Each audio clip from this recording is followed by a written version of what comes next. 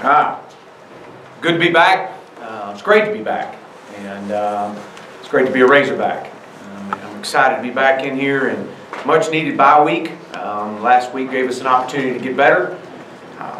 We got some guys healed up, got a chance to get our legs back up underneath us, and kind of take a deep breath from just the grind that these guys have been in, that the coaching staff has been in since late July, early August. And had an opportunity last week to focus on ourselves, which is the message, and the message isn't going to change. And a lot of live work with a lot of young players and continue their development. But excited to be back in here. Got in here last night, yesterday afternoon with meetings, and for an opportunity this week, the Battle of the Boot, rivalry game. It's a great opportunity for our program, for these seniors. It's senior night. It's a night game. So there's a lot of excitement, and as we came out on the field yesterday and being a part of this. So excited to get going and get back out on the field tomorrow for our second practice of the week. So with that, I'll open up. Raise your hand, we'll get a mic to you. Questions? Yes, Chad. Assuming you watched the Alabama LSU game, what was your take on LSU, and especially what do you think? How do you think they'll handle coming off a shutout? Well, I think first of all, I had an opportunity to watch it, you know, it was two extremely talented teams. That I mean, that was a ball game. That was a slugfest, and I think you saw what I saw was guys just laying everything they had on the field. And I know that we'll get their absolute best. They'll get our best this week, and that's what we asked for. The one thing I can control is ourselves, and focus on the Arkansas Razorbacks, and we know that they'll come back in here and be ready to go for this week against us.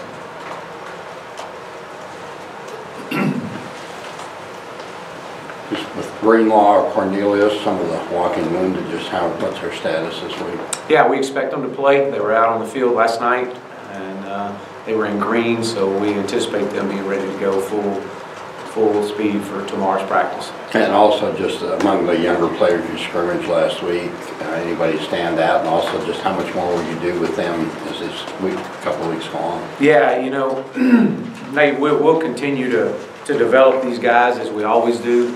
You know, over the next several weeks of practice, we've got time set up after practice to continue their development in full pads, and a lot of live work with them. You know, guys that stood out. Obviously, Joe Fouché, some defensive guys, Dede Bishop, Isaiah Nichols.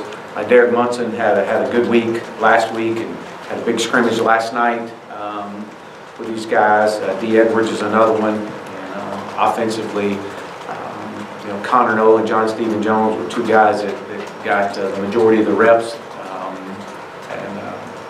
Last week, as far as the development of our young guys in the scrimmage, in Silas Robinson, Corlin Jackson caught a big pass last night for a big gain. So Ryan Winkle and Shane Clement. So we're trying to push these guys, and you know, now that we know we're not going to a bowl, the development in a bowl practice, those 15 extra practices are so much a part of developing your young guys, and so we've got to find a way now to add a little bit to it. You know, obviously we've cut practice back just a little bit with some of our older guys, the high rep guys, and then use the latter part of that for a lot of scrimmage and a lot of good on good with the younger guys. You've had success coming off bye weeks, you know, early in your career. What has been the key for you, and how much do you go back to that when you prepare with your teams? Yeah, you know, we talked to our staff, talked to our players, excuse me, about a change of a place and a change of pace is a change of perspective too. And so, you know, and every one of the bye weeks that we've come off of is just to kind of step back and reflect. And, you know, as I wasn't going to watch any ball Saturday, but there was something missing Saturday. And then, you know, more than just sitting in the woods, it was, you know, once got inside and turned the TV on, and you know, you just wanted to go watch some games. And then once you started watching the games, it was like, man, I can't wait to get back out on that field and compete. That's where we should be. And you know, getting back in here last night, talking to our players felt the same way. So, you know, I think a lot of it is how you handle the bye week, the open week, and making sure that you know, especially as late as we are, It'd be different if our open week was in the middle of the year. We would have done a lot more good on good. We did good on good last week, but it wasn't as much as what you would expect.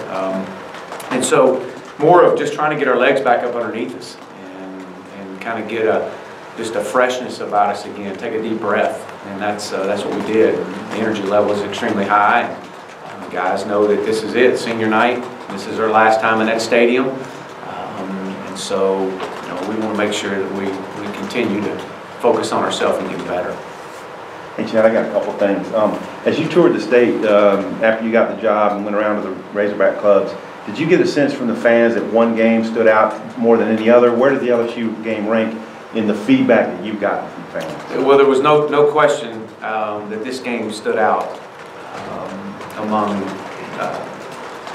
my traveling circuit that I went through. This was a big talking point, this game. And so you got a sense real quick that this was a big rival game. You knew that. I knew that coming in. And so, absolutely. And then you mentioned last night a scrimmage. Can you talk about maybe how many plays, who all was involved, or just the younger guys, how long you went, that kind of thing? Yeah, we went about 20 minutes. We did some individual and did some other things, and then we scrimmaged them up, went live with it. So yeah, we did that last night. We'll do it again next Sunday night, and then we did it 3 times last week. These guys had a chance to that haven't gotten full speed or full live work, kind of go ahead and start that development of those young guys. So yeah, we did that enough to have several groups.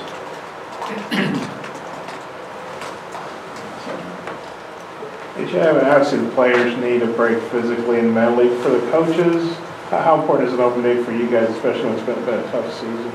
Well, it is. It's especially when your bye week is as late as ours has been. It's important just to change the routine just a little bit, just get away from it.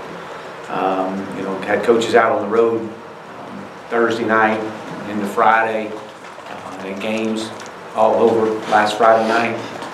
So just a change of your routine, and then Saturday we gave everybody off, so the coaches had a chance to stay home with their families. So that was big, and get back in here on Sunday, and as we talked to our players about, we had 20 days remaining. So we're going to sign a 1-day contract for 20 days, 20 days in a row. On Yelta, it's hard from watching the game in the press box to see what a left guard is doing or a center is doing on every play. How would you evaluate what his season has looked like and what he's meant in the locker room too?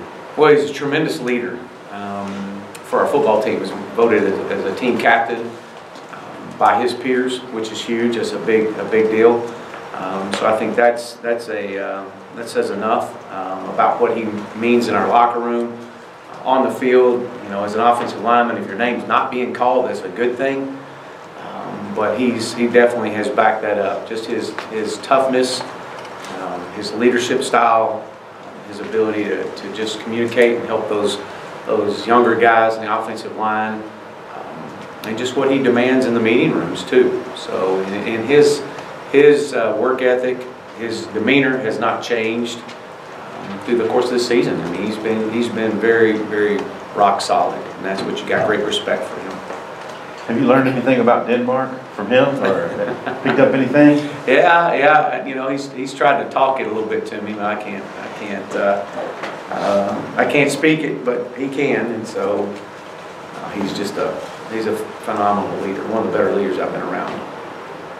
Coach, back to the younger players, Silas, where you got him playing, and Winkle, just positions, what they're doing. Some of those other guys in the offensive line, what you see going forward, and we may not see them in games. Yeah. Well, it's unfortunate that Ryan had the injury that he had that first week he was here, but came back after the surgery and has really progressed.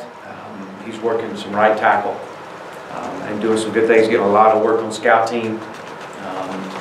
And Silas has been working center and guard, so that's been good.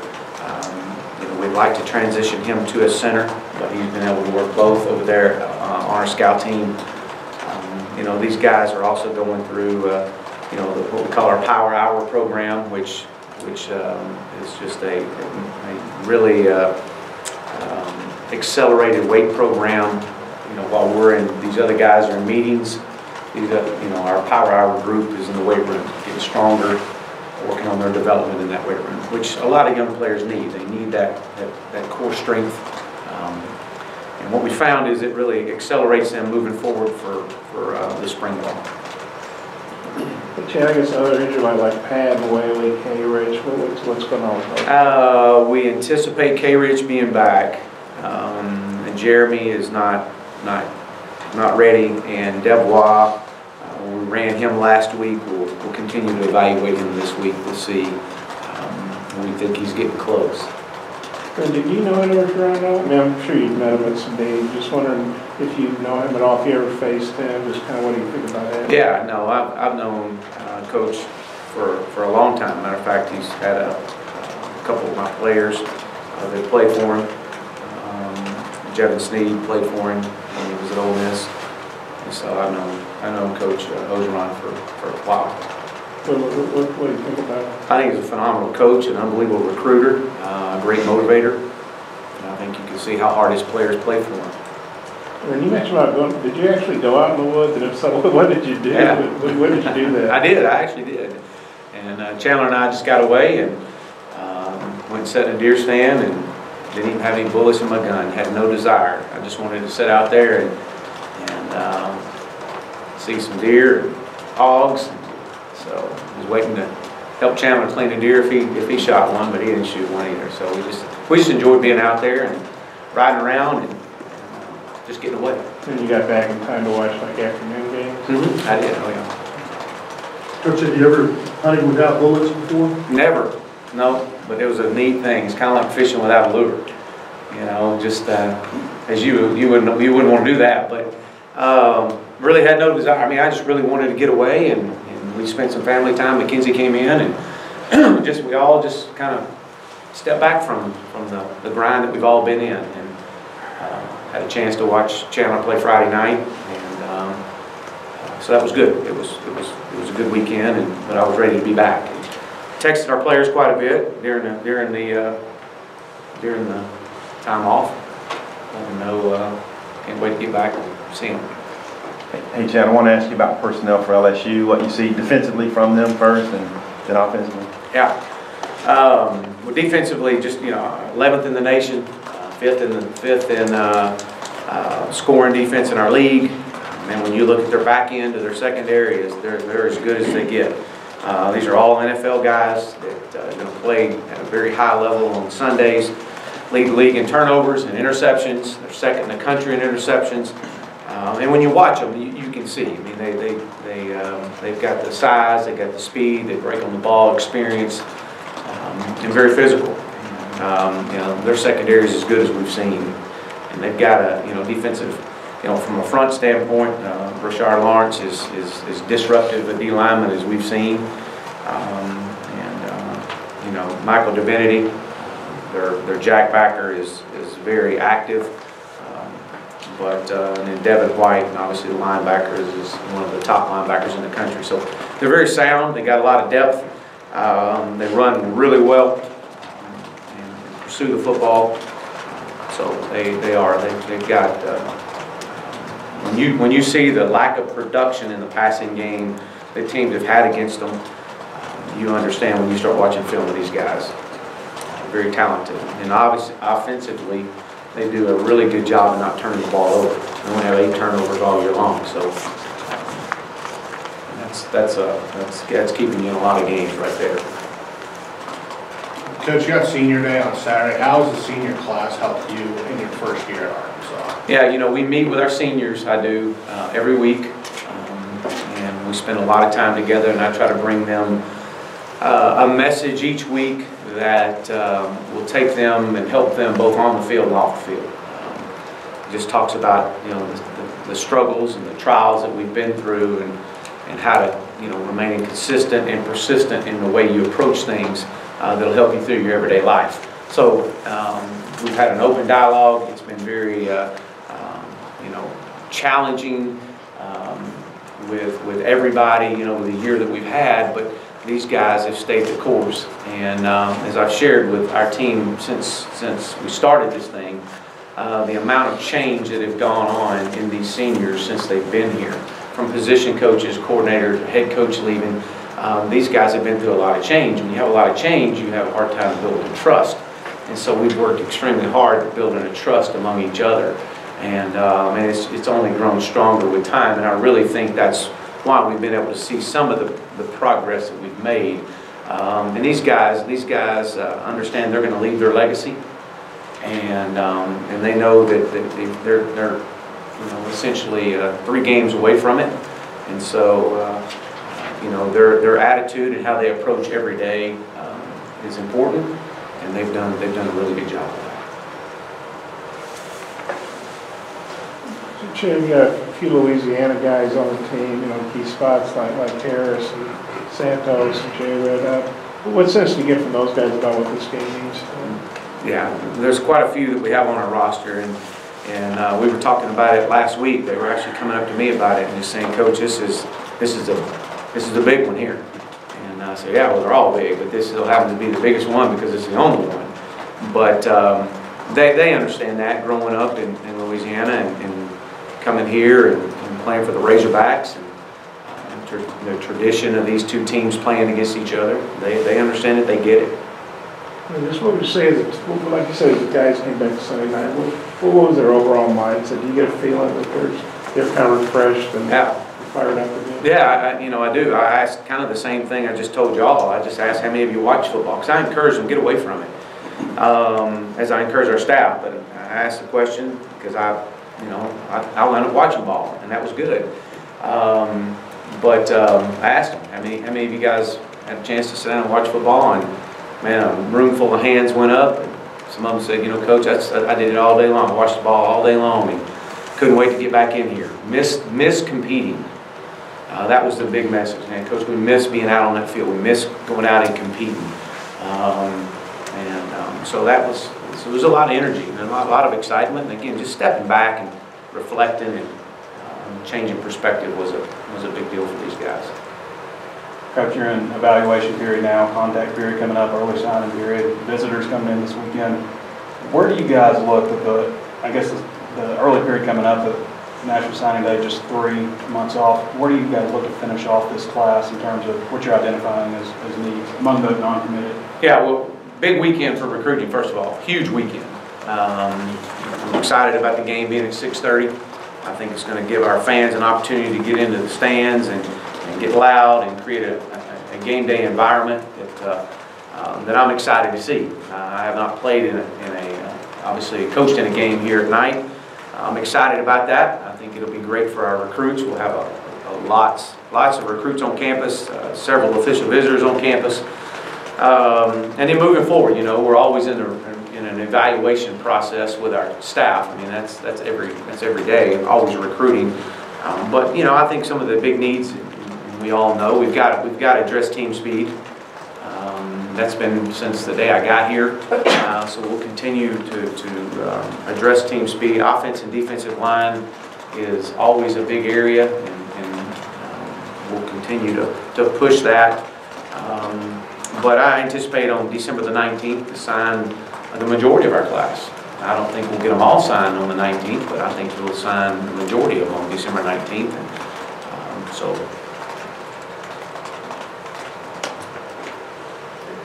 I remember watching the Arkansas LSU games. There were some really interesting ones in some day after Thanksgiving games. I think we're probably getting ready for a high school game for some of those. But just your thoughts looking back at maybe some of those significant games. Yeah, I do. And actually, Paula and I took a group of players to a game in Baton Rouge when Arkansas played LSU, and I was there and sat in the stands and watched the game, and just the rivalry, the passion level. You got our fan base is incredible. Watching these games on TV, it's always been just a battle. I mean, it didn't matter. You throw the records out, doesn't matter. It's an absolute war, and that's what I remember the most. Chad, you probably, what year that was, and why did you decide to take the guys to that game, that particular game? You know, I'd have to think back on that. I really don't. I know, you know, we had some highly recruited guys, and they wanted to go down and see that game, and that was, we had finished up, I believe, maybe we had played on a, you know, on Thursday night. Well, I'd have to go back and look at my date on it, but, you know, I couldn't even tell you the score of that game. I just know that it was a battle. Any more questions, Coach Morris?